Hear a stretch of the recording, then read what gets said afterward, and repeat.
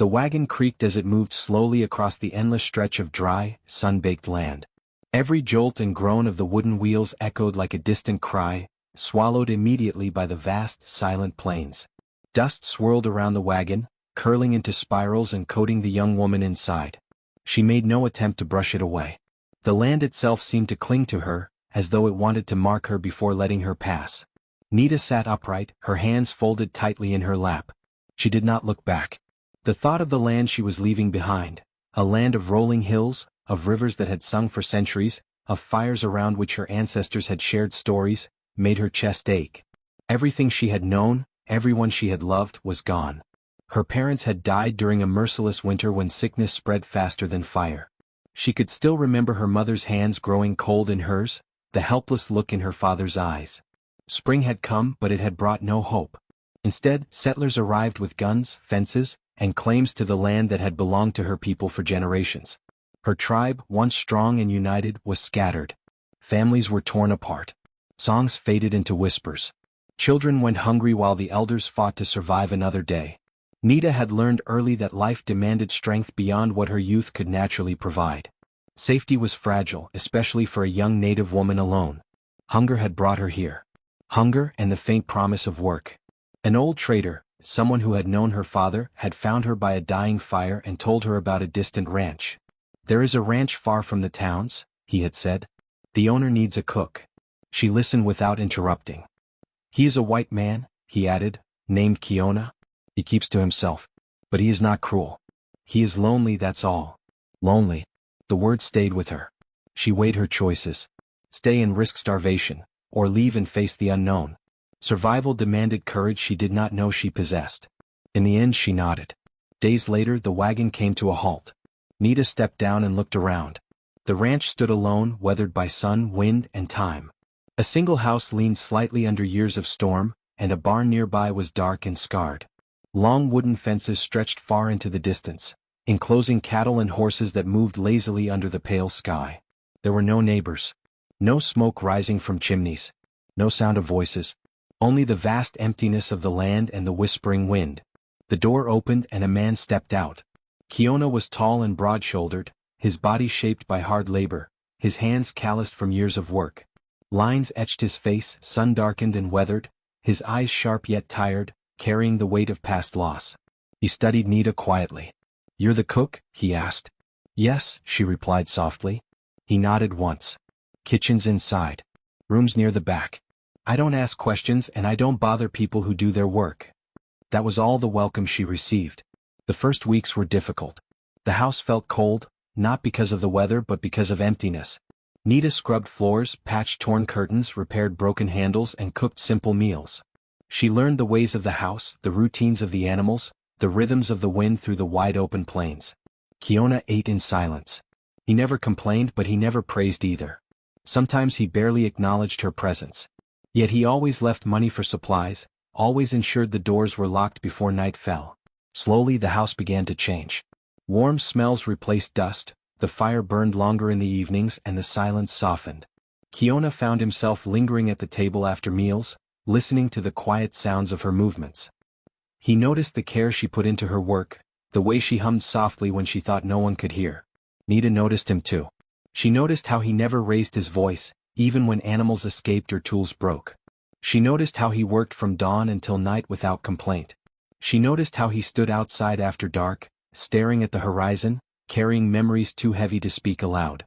Months passed. An unspoken bond grew between them.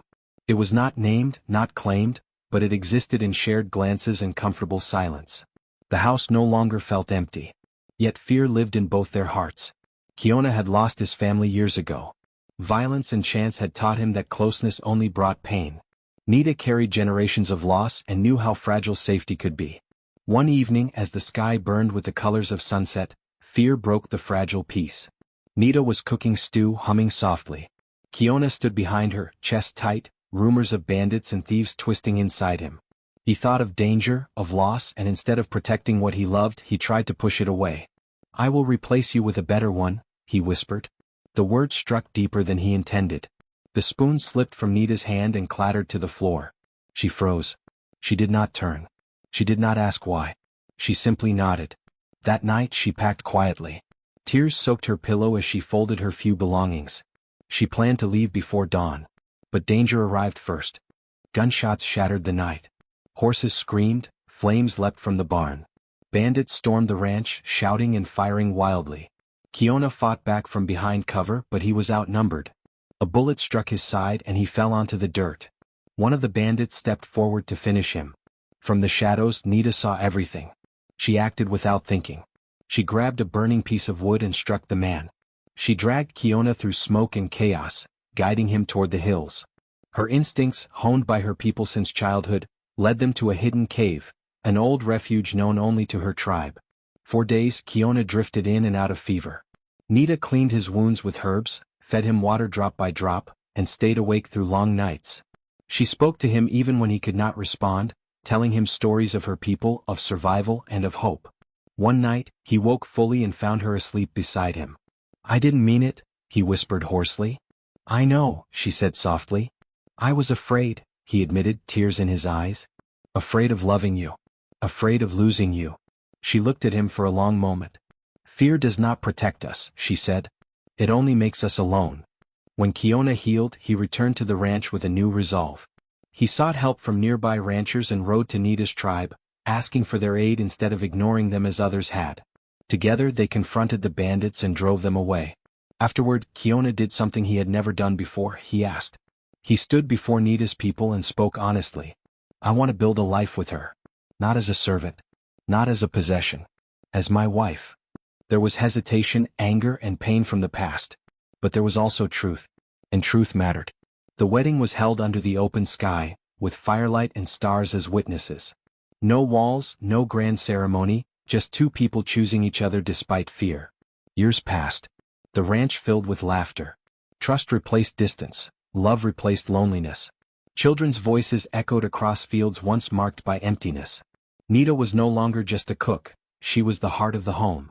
Kiona was no longer a lonely rancher. He was a husband, a father, a man unafraid of love. One spring morning, as the land bloomed with new life, Nita gave birth to their child. Kiona held the baby with trembling hands, tears streaming freely down his face. "You are our future," he whispered. Nita watched them, her heart full. The land, once harsh and wide, finally felt like home. From that day forward, their family grew not just in numbers but in hope. The ranch that had once been silent now rang with the sounds of life. Horses neighed, children laughed, and fires burned warmly at night. Nita taught their child the songs of her people, and Kiona taught the strength of work and courage. Together they created a life that neither had dared to dream. Years later, as the sun sank behind the horizon, Kiona would take Nita's hand and whisper, "I once thought I would replace you, but you replaced my loneliness with a life I never imagined." And in that quiet moment, under the wide sky, surrounded by the land that had tested them, Nita knew they were truly home.